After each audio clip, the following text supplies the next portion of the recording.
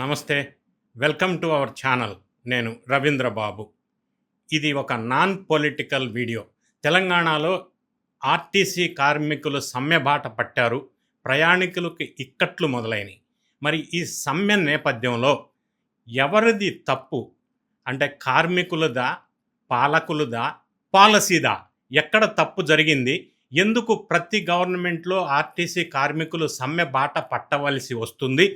సమ్మె బాట పట్టిన ప్రతిసారి ప్రతిపక్షంలో ఏ పార్టీ ఉన్నా కార్మికులకి మద్దతు తెలుపుతుంది.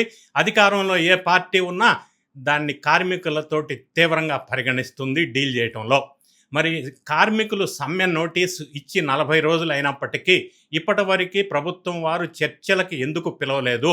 సమ్మెకెళ్ళిన రోజే కమిటీని ఏర్పాటు చేసి చర్చలకు రండి అని పిలవటంలో మీనింగ్ ఏంటి? అయితే ఈ సమ్మె ఉధృతం అవుతున్న నేపథ్యంలో వరంగల్ జిల్లా దగ్గర ఒక కార్మిక సోదరుడు డ్రైవర్ శంకర్ గౌడ్ ఆత్మహత్యా ప్రయత్నం చేయటం, అతను దురదృష్టవశాత్తు మరణించటం చాలా విచారకరమైన నర్సంపేట డిపో చాలా విచారకరమైనటువంటి బాధ కలిగించేటువంటి విషయం. కార్మికులు దయచేసి అటువంటి వాటికి పాల్పడొద్దు. అది సమస్యకి పరిష్కారం కాదు అని నా విన్నపం. ఏదేమైనా ఈ విషయంలో ఎక్కడ తప్పిదాలు జరుగుతున్నాయి? కార్మికులు ఆర్టీసీ కానీ జనరల్గా తెలంగాణలో ఏ పార్టీ అధికారంలోకి రావాలన్నా ప్రధాన భూమిక పోషిస్తున్నటువంటిది, ఎక్కువ కీ రోల్ ఉన్నటువంటిది ఒకటి ఆర్టీసీ, 2 సింగరేణి. ఎందుకంటే నంబర్ ఆఫ్ ఎంప్లాయీస్ ఎక్కువ కాబట్టి. సో ఎలక్షన్ టైంలో మాత్రం వీళ్ళకి చాలా హామీలు ఇస్తూ ఉంటారు పార్టీలు. తర్వాత అధికారంలోకి వచ్చిన తర్వాత ఆ హామీలు నిలబెట్టుకోండి అని కార్మికులు వీధిని పడి సమ్మెలు చేయవలసింది రెగ్యులర్గా జరుగుతూ ఉన్నాయి. ఈ నేపథ్యంలో ఈ ఆర్టీసీ సమ్మె నేపథ్యంలో ఈ పొలిటికల్ పార్టీలు రాజకీయాలకి అతీతంగా అసలు what went wrong, where went wrong అన్న విషయాల్ని డీటెయిల్డ్తో సహా ఈ వీడియోలో వివరించే ప్రయత్నం చేస్తాను. రాష్ట్ర ప్రభుత్వం రేవంత్ రెడ్డి సర్కార్ అధికారంలోకి వచ్చే ముందు ఆ మహిళలకు ఉచిత బస్సులు అని ప్రామిస్ చేశారు. వచ్చిన తర్వాత ఉచిత బస్సుల్ని స్టార్ట్ చేశారు. మహిళల సంఖ్య స్టార్ట్ చేసినప్పుడు 40 లక్షలు ఉన్నారు యూటిలైజ్ చేసుకున్న వాళ్ళు, ఇప్పుడు 62 లక్షల మంది యూటిలైజ్ చేసుకుంటున్నారు. మరి దానికి సంబంధించినటువంటి పేమెంట్ ఆర్టీసీకి ప్రభుత్వం వారు ఇవ్వాలి. లెక్కల ప్రకారం మహాలక్ష్మి స్కీమ్ కింద 490 కోట్లు, మిగతా 25 లక్షల మంది స్టూడెంట్స్కి ఇతర రాయితీలు, ఇవన్నీ కూడా భారీ ఎత్తున 694 కోట్లు. అంటే నెలకి 50 కోట్లు ఇటు మహాలక్ష్మిది కూడా కలిపినట్టయితే సుమారుగా 500 కోట్లు పైన ప్రతి నెల రాష్ట్ర ప్రభుత్వం ఆర్టీసీకి పేమెంట్ ఇవ్వాలి. అంటే ఏడాదికి 6,000 కోట్లు ఇవ్వవలసి వస్తే ఆర్టీసీ నడవగలుగుతుంది. ఈ పేమెంట్స్ అన్నీ ప్రభుత్వం ఆర్టీసీ వాళ్ళకి ఇవ్వాలి. కానీ రియాలిటీ ఏంటంటే ప్రభుత్వం ఇస్తుంది సుమారుగా 4,000 కోట్లు. అంటే క్లియర్గా ఒక 2,000 కోట్లు గ్యాప్ ఉంది ఇవ్వాల్సిన దానికి, ఇస్తున్న దానికి. మరి దీనివల్ల ఆర్టీసీ ఎకనామిక్గా అనేక ఇబ్బందులు పడుతూ ఎక్స్పాన్షన్ చేయలేని పరిస్థితి ఏర్పడింది. ఇక రెండో రీజన్ ఏంటంటే ఇప్పటికి కూడా బస్సుల సంఖ్య దానికి అనుగుణంగా పెరగటం లేదు. మహాలక్ష్మి స్కీమ్ వచ్చిన తర్వాత 40 లక్షల మంది మహిళలు ప్రయాణికుల నుంచి 62 లక్షలకి పెరిగింది. మరి ఆ పెరిగిన దానికి తగ్గట్టుగా బస్సుల సంఖ్య పెరిగిందా? ఈరోజు మీకు ఈ ప్రభుత్వం అధికారంలోకి వచ్చే రోజుటికి 9,233 బస్సెస్ ఉన్నాయి. మరి ఈరోజు ఫిబ్రవరి ఈ సంవత్సరం నాటికి 10,281 బస్సెస్ ఉన్నాయి. కానీ ఈ పెరిగిన బస్సులు ఎలక్ట్రిక్ బస్సులు, అలాగే అద్దె బస్సులు పెరిగాయి తప్ప ఆర్టీసీ బస్సులు పెరగలేదు అన్న విషయాన్ని మనం గమనించుకోవాలి. మరి ఈనాటికి కూడా తెలంగాణలో 12,000 గ్రామాలు సుమారుగా ఉంటే ఇప్పటికీ కూడా 1,100 గ్రామాలకు బస్సు సౌకర్యం లేదు అనేది వాస్తవం. మరి వాళ్ళందరికీ కూడా మహాలక్ష్మి స్కీమ్ వర్తించాలి కదా, వాళ్ళు కూడా ఈ పార్టీకి ఓటు వేసిన వాళ్లే కదా, మరి ఆ 1,100 గ్రామాలకి బస్సు సౌకర్యం కల్పించాలి కదా. అలాగే బస్సుల సంఖ్య పెరగకపోవటం, అంటే పెరిగిన ప్రయాణికులకు తగినట్టుగా బస్సుల సంఖ్యను పెంచకపోవటం వల్ల ఏమవుతుంది? ఇది పెద్ద ఎత్తున డిఫరెన్స్ వస్తుంది, గ్యాప్ వస్తుంది. ప్రయాణికులు ఇబ్బంది కలిగించే పరిస్థితి వస్తుంది. ప్రయాణికులకు అనుగుణంగా బస్సుల సంఖ్య పెరగకపోవటం వల్ల రష్ ఉండటమే కాదు, ఆలస్యం అవుతుంది ప్రయాణాలు. దానివల్ల ప్రయాణికులు ఇబ్బంది పడే పరిస్థితి ఏర్పడుతుంది. ఇంకొకటి ఏంటంటే ప్రభుత్వం ఇవ్వాల్సిన 2,000 కోట్లు అంటే కోత పెడుతున్నారు ప్రతిసారి కూడా ఆర్టీసీకి, అది లాస్ అవుతుంది ఆర్టీసీకి.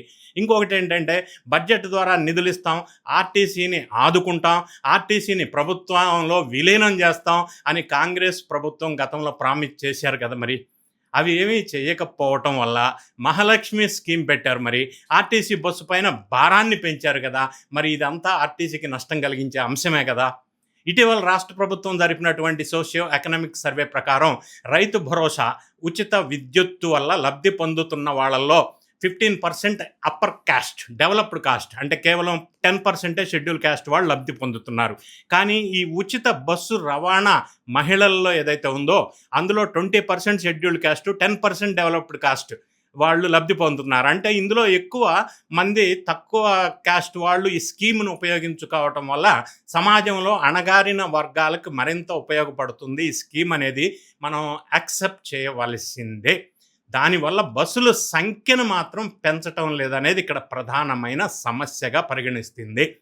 ఇక ఇప్పుడు కాంగ్రెస్ ప్రభుత్వం చేస్తున్న నిర్వాహకం వల్ల ఏమవుతుందంటే ఆర్టీసీలో భారీ ఎత్తున ప్రయాణికుల సంఖ్య పెరిగి మరి దానికి తగినంతగా బస్సులు పెరగకపోవటం వల్ల పెద్ద క్రైసిస్ ఇవాళ ఆర్టీసీ ఎదుర్కొంటుంది.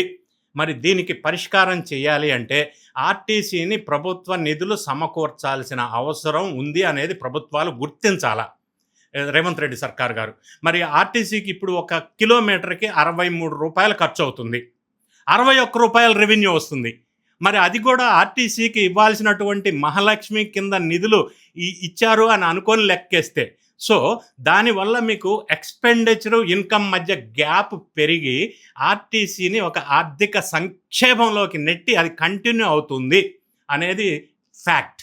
ఈ ఫ్యాక్ట్ని గ్రహించాలా. ఇక రెండో ఫ్యాక్టర్ ఏంటంటే ఒకవైపు ప్రయాణికుల సంఖ్య పెరిగింది, తగిన స్థాయిలో బస్సుల సంఖ్య పెంచలేదు, ఉద్యోగుల సంఖ్య కూడా పెంచలేదు, తగ్గించారు. నార్మల్గా పెంచాలి కానీ తగ్గించారు అంటే తగ్గినవి. ఎందుకంటే ప్రభుత్వం అధికారంలోకి వచ్చిన రోజు కాంగ్రెస్ పార్టీ ప్రభుత్వం 49,700 మంది ఎంప్లాయీస్ ఉంటే ఇప్పుడు 39,000 మంది మాత్రమే ఉన్నారు ఎంప్లాయీస్. ఎందుకు అంటే రిటైర్మెంటు రకరకాల కారణాల వల్ల ఈ సంఖ్య తగ్గింది. కొత్తగా రిక్రూట్మెంట్ కూడా జరగలేదు కాబట్టి ఎంప్లాయీస్ సంఖ్య తగ్గింది. ఇక ఆర్టీసీ అధికారిక లెక్కల ప్రకారం పర్ వర్కర్ ప్రొడక్టివిటీ అంటాం. అంటే ఆర్టీసీ ఎన్ని కిలోమీటర్లు ప్రయాణం చేస్తుంది, ఎంతమంది ఆర్టీసీ ఉద్యోగులు పనిచేస్తున్నారు, దీన్ని per capita productivity of RTC worker ఇది లెక్క తీసుకుంటే 2019 డిసెంబర్లో 55 కిలోమీటర్స్, ఇవాళ 2026లో 76 కిలోమీటర్స్ పర్ క్యాపిటా ప్రొడక్టివిటీ. అంటే కార్మికుడి ఉత్పాదకత 21 కిలోమీటర్స్ పెరిగింది. లాస్ట్ 1 ఇయర్లో ఈ కాంగ్రెస్ పార్టీ అధికారంలోకి వచ్చిన తర్వాత 8 కిలోమీటర్లు పర్ క్యాపిటా ప్రొడక్టివిటీ పెరిగింది. అంతా కలిపితే దీనివల్ల ఇప్పటి వరకు 2600 crores ఆర్టీసీ కార్మికులు అదనంగా ఆర్టీసీకి కంట్రిబ్యూట్ చేశారు. అంటే వాళ్ళల్లో పని భారం పెరిగింది, వాళ్ళు ఆర్టీసీకి ఎక్కువ మొత్తంలో కంట్రిబ్యూట్ చేశారు. దీనివల్ల ప్రజలకు రవాణా ఇబ్బందిగా మారటం ఒక ఎత్తైతే బస్సుల సంఖ్య తగినట్టుగా పెరగకపోవటం, కార్మికుల సంఖ్య తగ్గటం, కార్మికుల పైన పనిభారం ఒత్తిడి పెరిగింది అనటానికి ఇదొక ఎగ్జాంపుల్గా మనం ఈ డేటాని తీసుకోవచ్చు. ఇక 2,600 కోట్లు తమ అదనపు ఉత్పాదకత వల్ల అంటే అడిషనల్ ప్రొడక్టివిటీ వల్ల సేవ్ చేసిన కార్మికుల పట్ల ఆర్టీసీ మేనేజ్మెంట్ లేదా ప్రభుత్వం ఏ విధంగా వ్యవహరిస్తుందో ఒక ఎగ్జాంపుల్ ఎక్స్ప్లెయిన్ చేస్తా. ఆర్టీసీకి 2007లో pay revision commission of final అంటే దశాబ్ద కాలం పాటు ఆర్టీసీ కార్మికులకు వేతన సవరణ జరగల. సాధారణంగా 4 yearsకి ఒకసారి ఆర్టీసీకి పే రివిజన్ ఉంటుంది. 2021లో పీఆర్సీ పెండింగ్లో ఉంది, 2025లో పీఆర్సీ పెండింగ్లో ఉంది. కాంగ్రెస్ ప్రభుత్వాన్ని తప్పు పట్టలేం, కానీ గతంలో ఉన్న కేసీఆర్ ప్రభుత్వం కూడా ఇదే విధంగా చేశారు. ఇప్పుడు కేసీఆర్ ప్రభుత్వం వారు 50 రోజులు సమయం ఇస్తే అప్పట్లో స్ట్రైక్ చేశారు కార్మికులు. ఇప్పుడు పెద్ద ఎత్తున అప్పుడు కేసీఆర్ వాళ్ళు ప్రభుత్వం గవర్నమెంట్లో ఉన్నప్పుడు కాంగ్రెస్ వాళ్ళు మద్దతు ఇచ్చారు. ఇప్పుడు కాంగ్రెస్ ప్రభుత్వం గవర్నమెంట్లో ఉంది, ఇప్పుడు ఈ కార్మికులకి ఆర్టీసీ వాళ్ళకి ఇప్పుడు ప్రస్తుతం బీఆర్ఎస్ మద్దతు ఇస్తుంది. ఇది రాజకీయమైన ఎత్తుగడ అని మనం అనుకోవచ్చు. సరే, రాజకీయ పార్టీలు ఇలానే ఉంటాయి, తాము ప్రతిపక్షంలో ఉంటే కార్మిక పక్షపాతి అని అంటారు, ఆ పార్టీ అధికారంలో ఉంటే మళ్ళీ సేమ్ గతంలో ఏ విధంగా డిమాండ్ చేశారో ఇప్పుడు కూడా అదే విధంగా చేస్తూ ఉంటారు. ఇది రిపీటెడ్గా పార్టీలకు అతీతంగా జరుగుతున్నటువంటి సినారియో. ఇక 2017 పీఆర్సీని 2024లో ఇచ్చినప్పుడు ఏం చేశారంటే, మీరు ఏ వేతన సవరణ జరిగినా బకాయిలు ఉంటాయి కదా, ఎరియర్స్, వాటిని రిటైర్మెంట్ అప్పుడు ఇస్తాము అని అంటారు. అంటే ఆ పెరిగిన జీతం కూడా మీకు రిటైర్మెంట్ అప్పుడు అమల్లోకి వస్తుంది. ఆఖరికి 175 మంత్స్ డిఏ పెండింగ్లో ఉంది. ఆ డిఏలు కూడా రిటైర్మెంట్ అప్పుడు ఇస్తామంటారు. అసలు డిఏ అంటే ఏంటి? కరువు భత్యం. అంటే పెరిగిన ధరలకి అనుగుణంగా పెరిగేది. మరి ఆ డిఏని కూడా 2018లో పెరగాల్సిన 17 నుంచి 2024 మధ్య పెరగాల్సిన డిఏ ఎప్పుడు ఇస్తారంటే రిటైర్ అయినప్పుడు ఇస్తారు. రిటైర్ అయినా కూడా ఇస్తున్నారా అంటే 2017 నుంచి 2024 మధ్య కాలంలో 14,000 మంది ఎంప్లాయీస్ రిటైర్ అయ్యారు. ఇంతవరకు వాళ్ళకి ఈ రాలేదు ఎరియర్స్. అంటే మనం ఇప్పుడు 2026లోకి వచ్చాం. అంటే రెండే ఇస్తామన్నది, రిటైర్మెంట్ అన్నది కూడా ఇంతవరకు అది ఇవ్వలేదు. మరి ఇది ఎలా, ఏ స్ఫూర్తితో కార్మికులు ఈ విధంగా పనిచేస్తారు, ఎంతకాలం పనిచేస్తారు? మరోవైపు పని భారం కూడా పెరిగింది. ఇప్పుడు ఆర్టీసీకి కార్మికుల వల్ల 2,600 కోట్లు ఎక్కువ పని చేసి మిగులుస్తున్నారు కదా, ప్రొడక్టివిటీ పెంచి. మరి వాటి వేతన సవరణ ఎందుకు పెండింగ్లోనే పెడుతున్నారు? ప్రతి గవర్నమెంట్ కూడా రిటైర్మెంట్ బెనిఫిట్స్ ఇవ్వరు, ఎరియర్స్ ఇవ్వరు. అంటే ఆర్టీసీ కార్మికులు ఏ రకమైన మానసిక క్షోభని అనుభవిస్తూ ఉద్యోగం చెయ్యాలో ఆలోచించండి అనటానికి ఇది ఒక ఎగ్జాంపుల్గా నేను తీసుకున్నా. ఇంకొక పాయింట్ ఏంటంటే, ఒకవైపు కార్మికులకు ఇలా భారం మోపుతూనే ఎలక్ట్రిక్ వెహికల్ పాలసీ అని సెంట్రల్ గవర్నమెంట్ ఒకటి తీసుకొచ్చింది. మంచిది, అభినందిద్దాం. ఎలక్ట్రిక్ మొబిలిటీ ఎవ్వరూ వ్యతిరేకం కాదు. ఖచ్చితంగా diesel buses should be replaced by electric buses, అందులో డౌట్ ఏం లేదు. దీనికి ఎవ్వరూ అభ్యంతరం చెప్పటంలా. కానీ ఈ ఎలక్ట్రిక్ బస్సెస్ ఆర్టీసీ కొనుక్కోవటానికి డబ్బులు ఇవ్వటమా, లేదు అంటే ఆర్టీసీకే సబ్సిడీ ద్వారా ఇవ్వటమా కాకుండా దీన్ని ఇలా చేయకుండా కార్పొరేట్ సంస్థలకు ఇస్తున్నారు. ఆర్టీసీకి ఇవ్వట్లేదు, ఆర్టీసీ ద్వారా కొనటం లేదు. దీనివల్ల ఇంకో పాయింట్ నేను చెప్పేది ఏంటంటే, వయబిలిటీ గ్యాప్ ఫండింగ్ అంటారు. అంటే ఎల్ఎన్టీకి ఇస్తున్నారు, ఆర్టీసీకి ఎందుకు ఇవ్వరు viability gap funding? Already metro కూడా, హైదరాబాద్ మెట్రో ప్రభుత్వం టేక్ ఓవర్ చేసింది. ఎంఎంటీఎస్లో ఇప్పుడు ఉచిత రవాణా అంటున్నారు. ఎల్ఎన్టీకి ఫేవర్గా ఎంఎంటీఎస్కి ఏ విధంగా అయితే చేశారో ఆర్టీసీకి కూడా వయబుల్ గ్యాప్ ఫండింగ్ ఇవ్వటం అనేది ఒక మార్గంగా ఉంది. దీన్ని కూడా ఆలోచించవలసిన అవసరం ఉంది. కానీ అది ఇవ్వకుండా ఆర్టీసీ తనంతట తనే సంపాదించాలని ప్రభుత్వాలు అంటున్నాయి. ఆర్టీసీ దగ్గర 1,000 కోట్ల ఆస్తులు కూడా ఉన్నాయి, అసెట్స్ ఉన్నాయి, ల్యాండ్స్ ఉన్నాయి. వీటన్నిటిని కూడా కమర్షియల్గా డెవలప్మెంట్ చేసి, ఎలాగైతే హైదరాబాద్ మెట్రోలో గవర్నమెంట్ ల్యాండ్స్ ఇస్తే హైదరాబాద్ మెట్రో వాళ్ళు కమర్షియల్గా డెవలప్ చేసి దాని ద్వారా ఇన్కమ్ జనరేషన్ ఏ విధంగా చేస్తున్నారో, ఈ పాలసీ అంటే మెట్రో ట్రైను కేవలం టికెట్స్ వల్ల సర్వైవ్ అవ్వటం లేదు. దాని ద్వారా ఆ ల్యాండ్స్ని కమర్షియల్గా యూటిలైజ్ చేసుకొని ఆ కమర్షియల్ ఇన్కమ్ ద్వారా మెట్రో లబ్ధి పొందే ఒక ప్లానింగ్ డిజైన్ ఇది. సో ఈ మోడల్ని, ఈ ఫార్ములాని ఆర్టీసీ కూడా ఎందుకు ఇంప్లిమెంట్ చేయటం లేదు? వయబిలిటీ గ్యాప్ ఫండింగ్ ఇచ్చే ఆలోచన ఎందుకు చేయటం లేదు?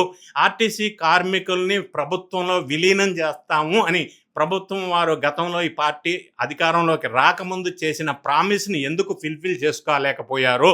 సో 40 రోజుల క్రితం స్ట్రైక్ నోటీస్ ఇస్తే ఇప్పటి వరకు చర్చలకి పిలిచి సామరస్యంగా స్ట్రైక్కి వెళ్ళే ముందే సమస్యని పరిష్కారం చేసే దిశగా చొరవ ఎందుకు చూపలేదు?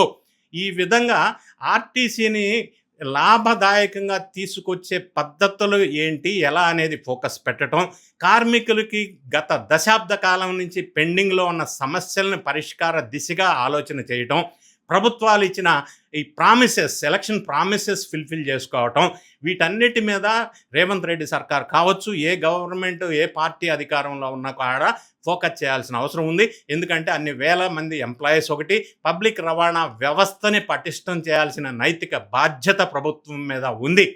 సో వీటన్నిటి రీజన్స్, పరిష్కారాలు నాకు అనిపించిన విశ్లేషణ ఆర్టీసీ సమ్మె మీద నేను చేశాను. దీని మీద మీ కామెంట్ రూపంలో తెలియజేయండి. వీడియో నచ్చినట్టయితే లైక్ చేయండి. ఆర్టీసీ కార్మికులకు కూడా ఈ వీడియోని షేర్ చేయండి. Thank you so much for watching.